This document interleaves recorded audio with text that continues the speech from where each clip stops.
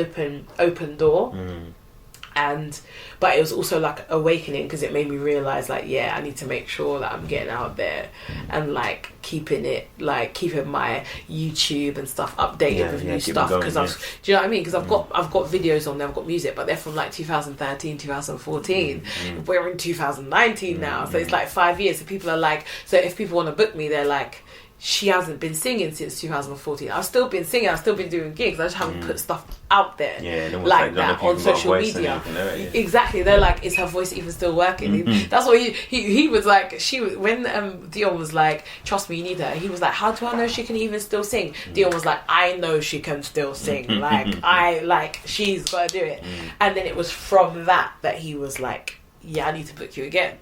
So it's like, yeah, it's just about keeping the doors open. It makes me realize the power of social media. Like, you don't need a CV, you don't need to like it's like, all right, you wouldn't think because of my Facebook that I'm out there, but yeah, I done a gig last week, or I did a gig 2 weeks ago, and you wouldn't even think it because I didn't put nothing on social media. So it's like, it just shows you the power of social media. It pushes things, and how you have to keep things up to date, and you have to post stuff onto social media. Do you know what I mean?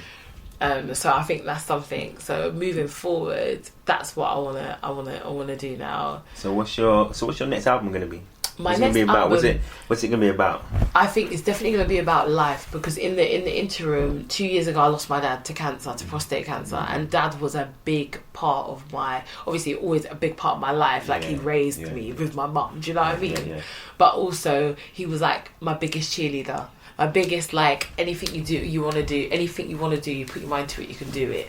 Like, and always at every gig. Like, my dad was at every gig, right? You saw my dad at gigs. He even used to go, when me and Rob went to go and present the 20 tracks to the producers, my dad came with us, mate. My dad was like, dancing to the music. He was like, that song is very nice, very nice. I was like, all right, Dad, but you're not actually judging it. No, he was really, no, he said that like 1 or 2 times, but then he was completely like quiet, just you know, like feeling it and just there, you know. And then at the end, I'll be like, Dad, how do you think it went? And he'll be like, it was amazing, you know, you did good. And he's always positive, and you know, you need that little positive vibe in your ear, just telling you that you can do the thing. Do you know what I mean? And when I lost him, I was absolutely heartbroken and devastated. And on top of that, I'd just given birth to my daughter, so it was 13 days after my daughter was born, my dad passed. But I knew, my mum said to me, because he'd gotten so ill with the cancer, my mum said to me, brace yourself. While I was pregnant, she was like, brace yourself, because I think your dad's holding out for you to have that baby, and to have the baby safely. And once the baby comes, your dad's gonna go. And once she was born, I visited my dad like 2 or 3 times. 2 times I visited him, he was out of it, on the morphine, like sleeping, not really with it. The final time I visited him was 2 days before he died, and that was when he was awake. He was awake, and he could see us, and he was trying to chat to us, and he saw the baby. I said, Dad, I had the baby. And he held her, and he, like, you know, held her as much as he could, and he stroked her, and he gave her a kiss, and he was just happy. And he was like, you know, trying to talk, but he couldn't speak. So it was like he could see that she was here. Do you know what I mean? And once he saw her, because people were like, Tara's had the baby now, she came to see you yesterday, but you were sleeping. And he'll be like, okay. And then like the next day I'd come, and he'd be like still out of it. So I would be there, but he didn't realise I was there. And then when he'd wake up, I'd be gone already. So it'd be like, Tara came, she's had the baby, blah, blah, blah. And he'd be like, okay. But it's like he wanted to see the baby. Do you know what I mean? And it was when I came the 3rd time that his eyes were open, he was able to see her. That it's almost as if he made peace with everything. And he thought, boom, I could go. The next day he was shallow breathing. You know, the day before people die, they have that weird breathing. He had that the next day after he met Lily, and the day after that he died. So then I came back with Lily, and my dad was gone. And it was like he was 100% holding out. And so, but Lily, her being born is what kept me going in that time. Her, obviously, and my son, my husband. I realised that in the last 4 years, with meeting my husband, in the last 5 years, with meeting my husband and having my kids, all of that stuff needed to happen. Like, I needed that break from music, and that stuff needed to come into my life, because I don't know how I would have dealt with losing my dad had my husband and my 2 kids not been there. I want to be real. I don't know what I would have done. Like, I think I would have been 100% reckless. Like, I would have been doing the mostest. Do you know what I mean? And just not giving a fuck, because who would I have to hold me down? Do you know what I'm saying? So I needed everything that happened in my life during that time and up to that, like all the alliance, like God just aligned up everything. You get what I'm saying? That everything happened how it had to happen. You get me? And then I had to lose dad when I had to lose dad. Do you know what I mean? And so I think the next album 1000% is going to be paying homage to my dad, and just the emotions that you go through. Like, nothing can pay for losing a parent. Nothing. Like, nothing. Losing a parent is one of the most devastating things that anyone can ever go through in their whole life, because it's like, you think ultimately that your parents are indestructible. Like, you know what I mean? Like, dad used to do sit-ups with his 2 fingers and me and my sister sitting on his back. Do you know what I mean? Like, he was a fit man, you know? So it's like, and a strong man.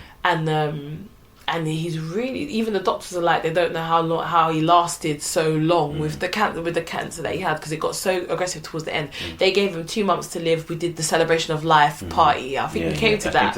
You came to that, and he was still alive. A chance for people to say their goodbyes, and literally he lasted another year after that. Do you know what I mean? He died the following year, and they were like 2 weeks to a month. They were like 2 months tops. 2 months tops, and he's going to be gone. No, he lasted a year, and the doctors could not believe it.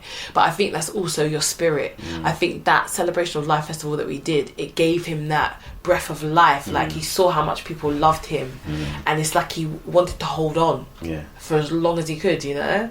And he did, and he fought a good fight, and literally I just want to pay homage to him for that, and for just being an incredible dad. Do you know what I mean? And dealing with all those emotions, because there's other people that have lost parents, and they are struggling in different types of ways, and they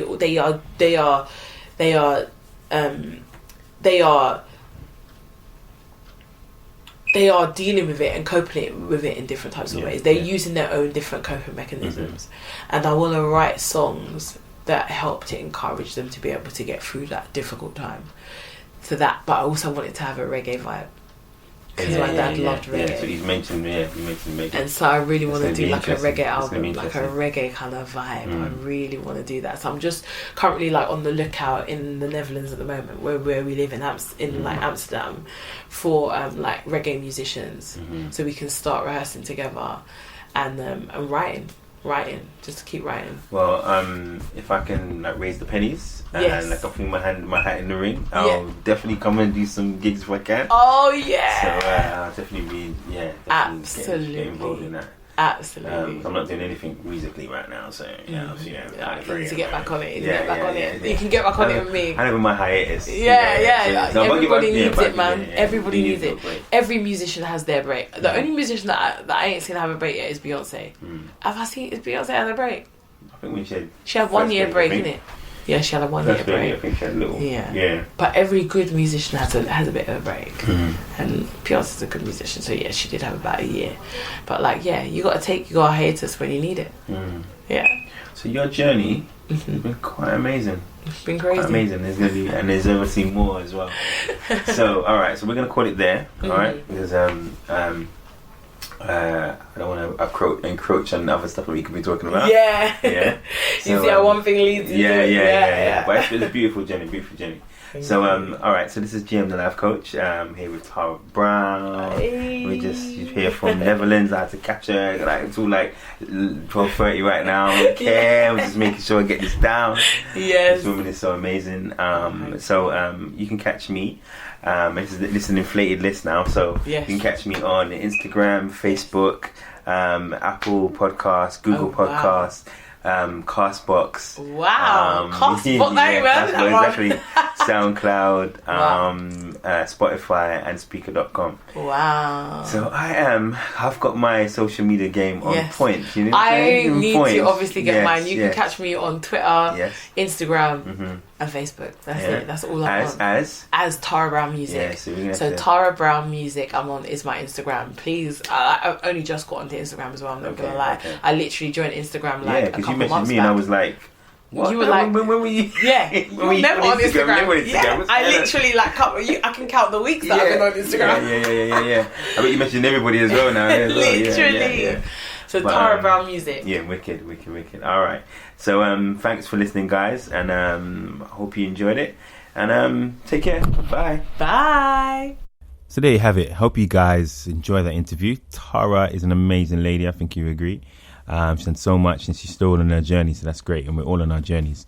So I hope you get a sense of what my show is about, what my podcast is about. So it's learning from each other and get inspiration from each other, hearing different people's opinions as well, and maybe debate a few opinions too. No one's right, it's just an opinion at the end of the day.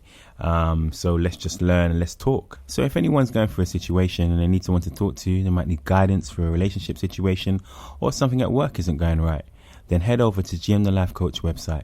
That's gmthelifecoach.business.site. And there you'll find an introductory offer, and that's for first-time customers. So if you're there, feel free to look around, send me an email and tell me what your situation is about. And we'll go take it from there. All right? Once again, guys, thank you for listening. And you are greatest. Spread it around. Share, man. Share it around. Don't be greedy, man. Don't keep it to yourself. Let everybody else know. All right, so guys, we've got some great stuff coming. We've got more journeys, some poetry, we've got some celebs coming by.